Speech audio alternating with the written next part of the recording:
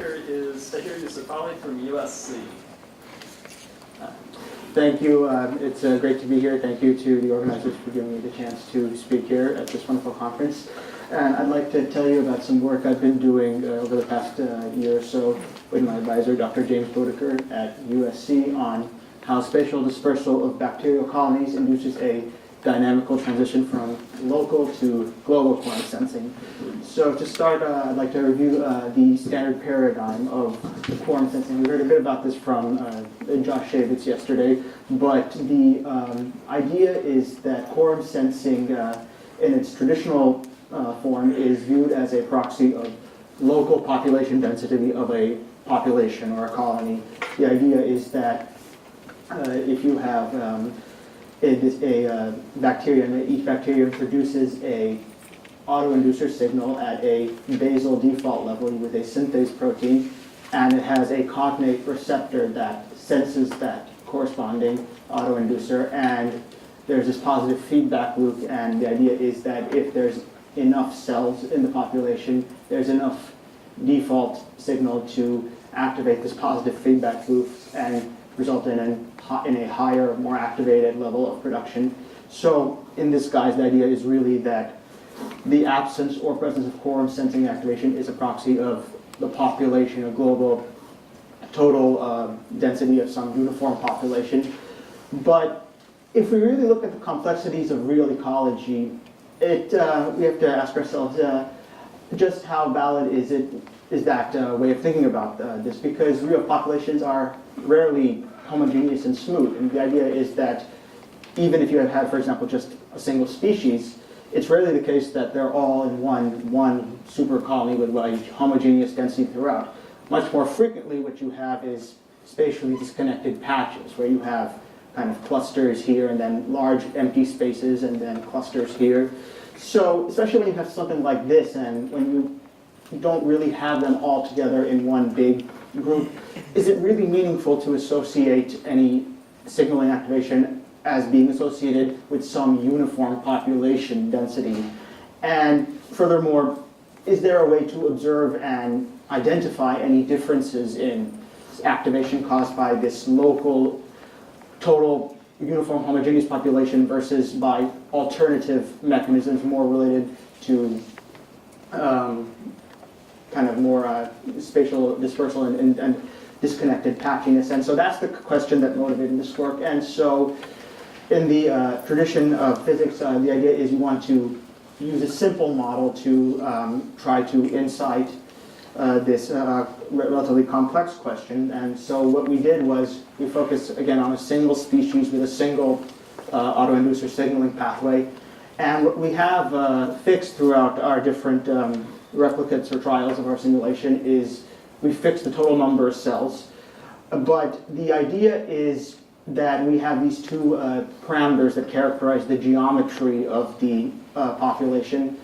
On the one hand, you could have say the colony number, and the idea is that do you have one very big colony, or as n increases, that one very large colony gets progressively fragmented into smaller colonies, but with the total number of cells being fixed, so each colony being smaller as n increases.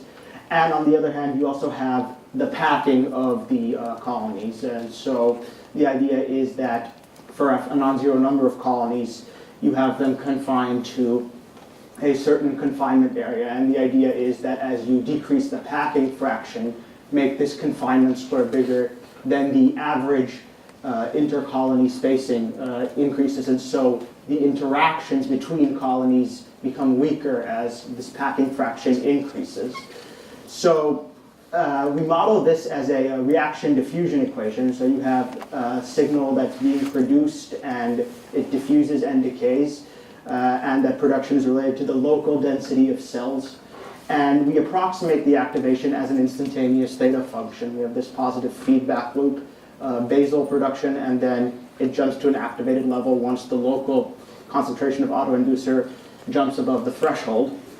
And so we looked at this again for those two parameters. We had the packing fraction and the progressive fragmentation into larger but smaller colonies.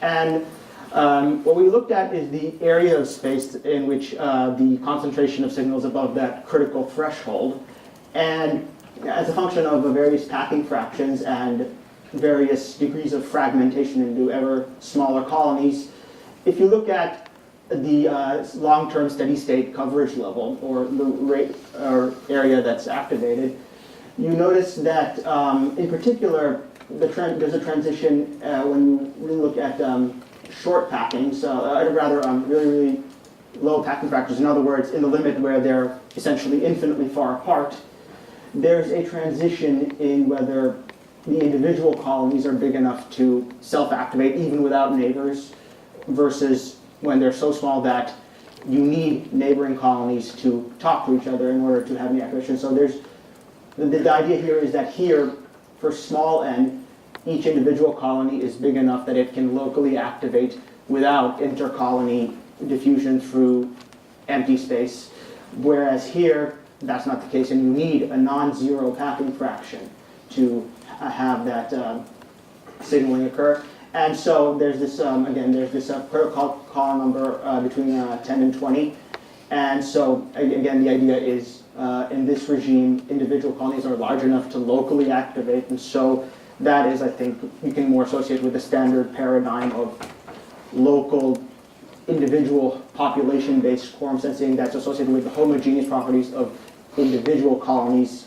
Whereas for n greater than nc, the quorum sensing is really all dependent on these inhomogeneous patchiness of the population and the intercolony diffusion. So I think you can kind of make a qualitative phase diagram. The idea again here is that for small n, the quorum sensing is independent of the packing, and so that's more this local quorum sensing, whereas beyond the threshold, you need to be above a certain critical packing fraction so that the neighbors are close enough together that they can activate, they have enough neighbor crosstalk to activate, whereas if the packing were zero, then you would have no quorum sensing because individual colonies are too small. And then when we analyze this phase diagram, it's associated with some really interesting effects related to the transmission of information. Essentially what's going on here is these colonies are trying to transmit coverage of, this signal over as broad a range of space in as fast a time as possible. So they want to spread an above threshold level of concentration to a very broad range of space. And so then you can ask the question, there's two parts of this. One is the area that gets activated, and the other is how fast it gets activated. And so the way I'm color coding this is lighter corresponds to higher levels of coverage as a function of various parameters. And so if you look at early times, you notice that this peak is really associated more along this local quorum sensing side. And the idea is here that if you want short-term benefits and you want to have fast initiation, it's good to have them be really close together because they really help each other out and get a really fast start.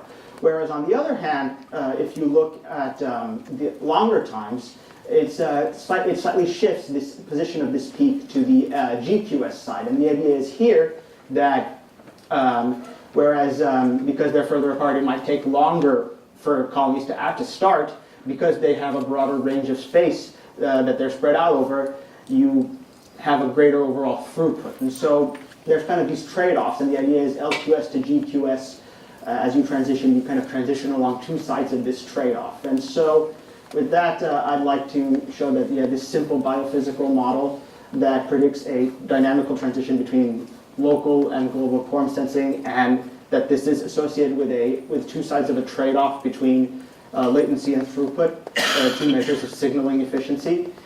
And I don't have much time to talk about this, but we have done extensive robustness analysis and parameter sensitivity analysis, and the results are largely independent of specific parameter values. They're more a measure of kind of constraints on kind of short time costs and benefits versus long time costs and benefits. And the idea is if you change parameters here and there, it might shift the positions of the boundaries and the rate at which things fall off, but the qualitative phenomena are robust. And so with that, I'd like to thank you for your time.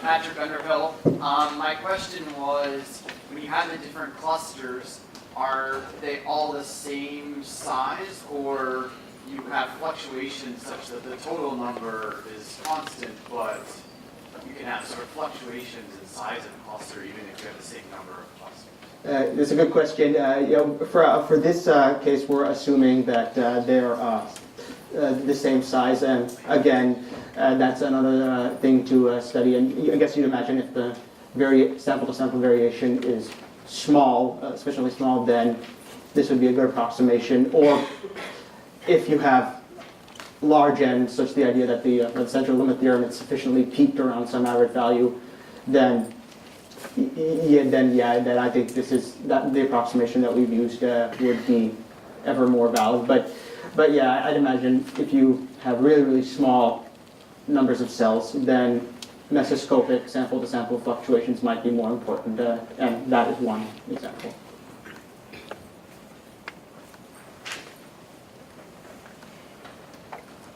If no additional questions, we will move on to our next speaker. Thank you very much.